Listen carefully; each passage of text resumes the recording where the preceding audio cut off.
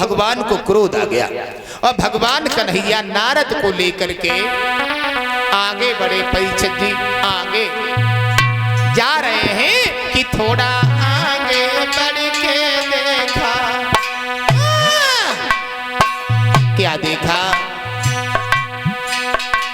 बिहड़ उजाड़ निर्जन बने, पशु पक्षी नजर न आते थे, सावन भी जहां भयानक।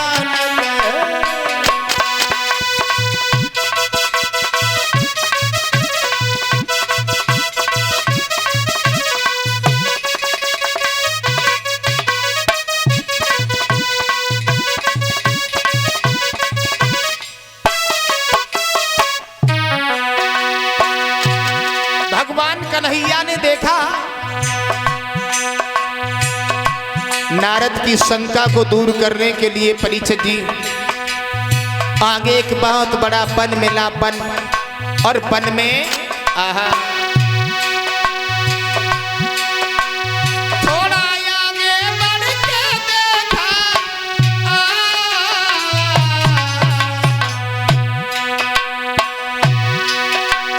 थोड़ा आगे बढ़ के देखा, बिहड़ उजाड़ निर्जन वन है, पशु पक्षी नजर न आते थे, सावन भी जहां भयानक है।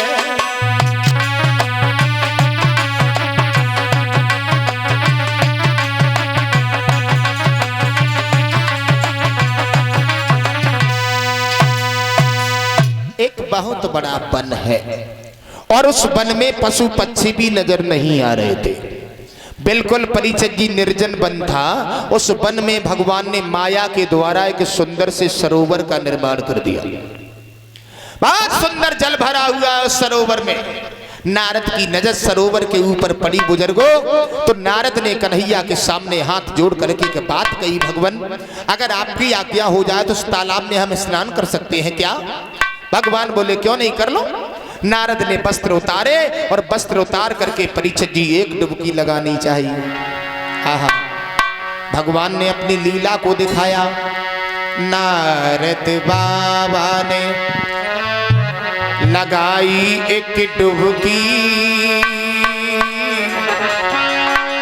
नारद के तन की हुई गई कुड़की, कैसी लीला है ईश्वर की, और नारद बाबा बनिए लड़की, नारद बाबा बनिए लड़की।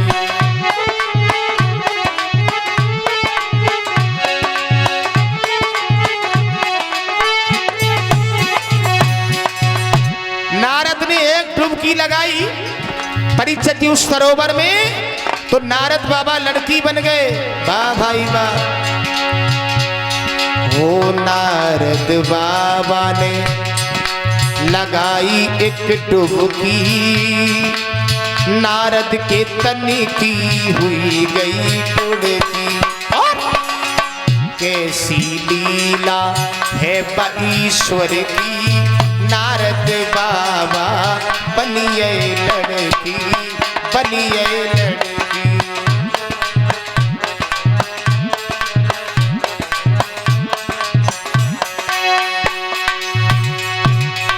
एक डुबकी नारद ने लगाई परीक्षित जी, तो नारद बाबा लड़की बन गए, और जो लड़की बने भगवान तो वहां से अंतर ध्यान हो गए। अब नारद बाबा उसी वन में परी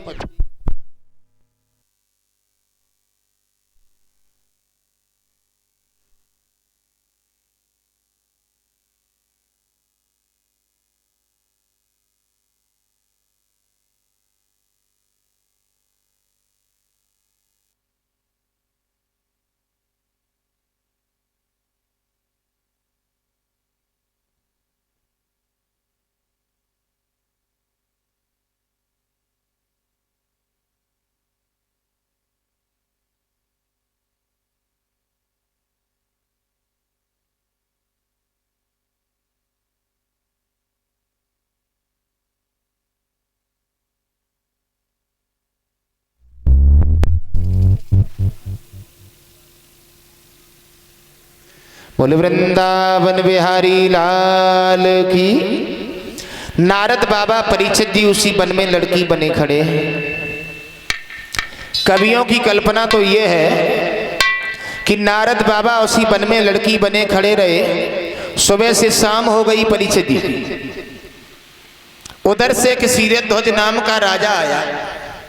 उस राजा ने जैसे ही लड़की को देखा, देखता का देखता ही रह गया।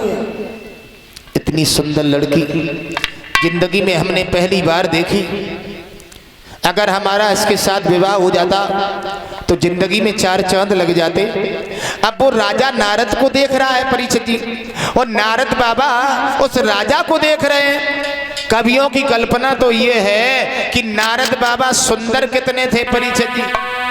एक विद्वान कही रहा है, अरे बे तो फूलना की फूलवारी है शोभा तेरी रात तुम्हारी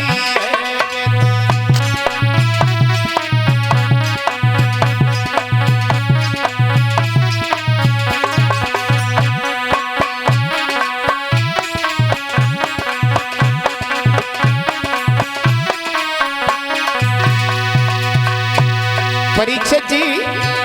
वो राजा नारद को देख रहा है और राजा ने जब ही निहारी है सोई मन की बात विचारी है।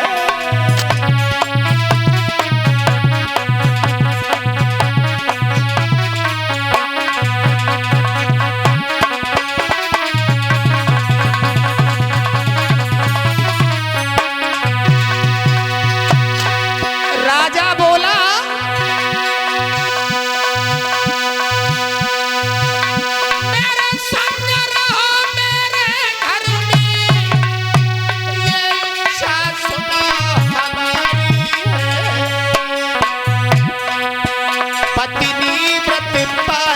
करूं सदा तुम बनो हमारी नारी है।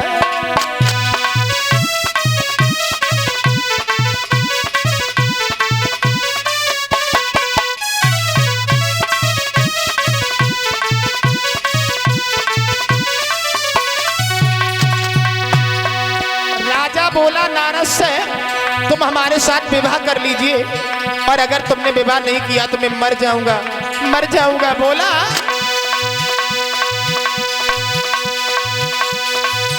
मेरा संग रहो मेरे घर में, ये इच्छा सुना हमारी है। पत्नी व्रत पालन करूं सदा तुम बनो हमारी नारी है।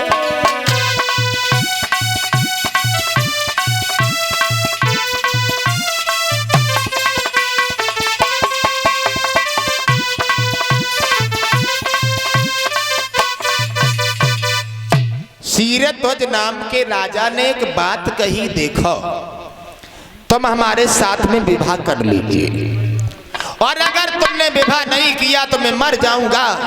अब नारद बाबा परीक्षित जी उसी वन में खड़े हैं। अब जेऊ मालूम नाए है कि हमारे कौन हमारे पिता है, कौन हमारी माता है, कहाँ जाना है। तो परीक्षित जी नारद ने उस राजा के साथ में उसी वन में विवाह किया। गंधर्व विवाह हुआ, और जब गंधर्व विवाह हुआ तो परीक्षित जी एक बात हम आपको और बताएं, विवाह भी कई तरीके के होते हैं। एक तो गंधर्व विवाह होता है, एक विवाह होता है, एक स्वयंवर होता है, एक ब्याह होता है। इनमें अंतर होता है। गंधर्व विवाह कहते हैं जिसे आजकल कहते हैं लव मैरिज। स्वयंवर कहते हैं जो लड़की अपने मन से लड़का को चुने, और विवाह कहते हैं जिसकी विवाह जिसकी बाद में बहा हो जाए। और ब्याह बादम हो गई, आहा 20 लाख की शादी करी बोले मिट गई, ये ब्याह होता है। तो आजकल विवाह नहीं होते, ब्याह होते। परीक्षित जी नारद का उस राजा का गंधर्व विवाह हुआ। भगवान कन्हैया ने नारद की याद तब तक नाय करी कि जितने बच्चा सुअरिया के हते उतने ही बच्चा नारद के उदर से पैदा। हुए। अब भगवान कन्हैया ने माया के द्वारा देखा, अब मैं ये देखूंगा कि नारद को बच्चे प्यारे हैं या नहीं है। तो भगवान ने सोचा अब हम चल रहे हैं नारद की शंका को दूर करने के लिए। तो भगवान ने विचार किया है अगर हम ऐसे ही जा रहे हैं तो नारद कहीं हमें पहचान न ले। तो भगवान परीक्षित जी महात्मा बन गए। महात्मा भगवान के शरीर के ऊपर परीक्षित जी वेशभूषा संतों की है और कमंडल हाथ में उठाया और क्या वेशभूषा बनाया भगवान ने कि तन पर वो पीतांबर न रहा, पीतांबर के बदले छोटा सा एक पीला कंबल।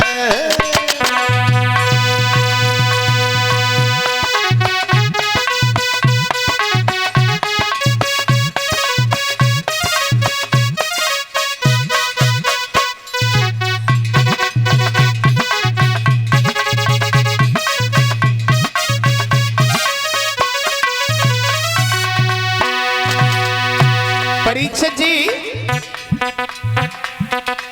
भगवान ने अपना वेशभूषा बदल दिया और महात्मा बने हैं। महात्मा बनकर के परीक्षित जी कैसा वेशभूषा बनाया?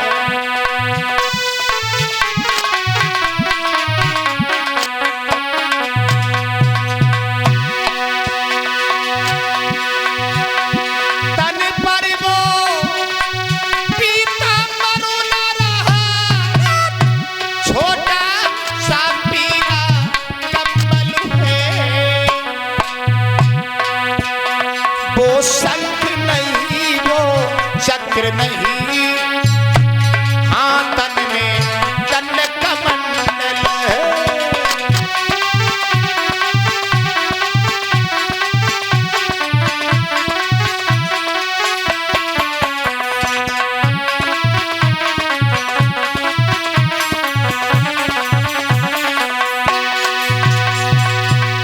शंख चक्र गदा पद्म के बदले भगवान ने परीक्षित जी कमंडल उठा लिया और जब कमंडल उठा लिया और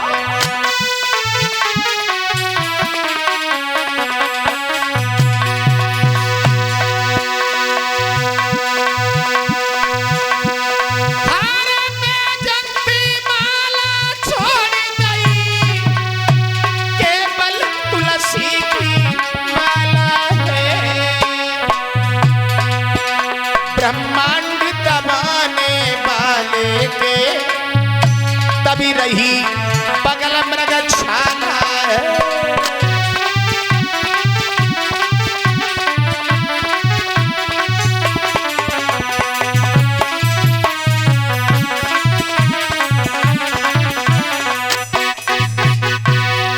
आज भगवान कन्हैया परीक्षित जी महात्मा बन गए और महात्मा बन करके नारद बाबा की कुटिया पर जाकर के पहुंचे।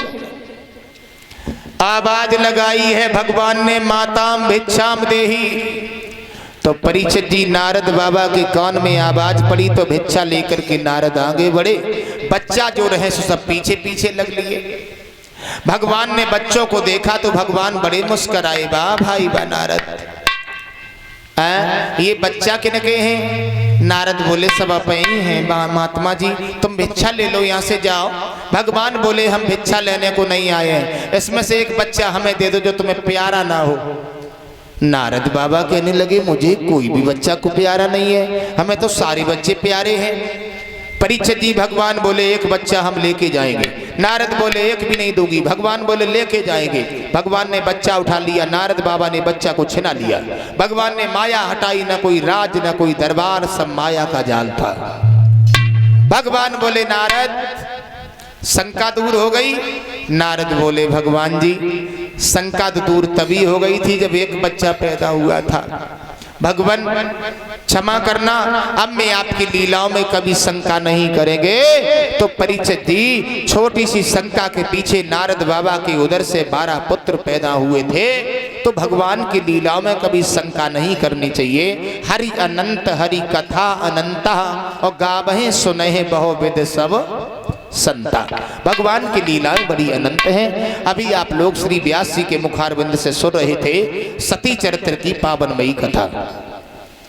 किस प्रकार से परीक्षित जी सती मैया अपने पिता दक्ष के यहाँ पर जाकर के यज्ञ कुंड में कूद करके अपनी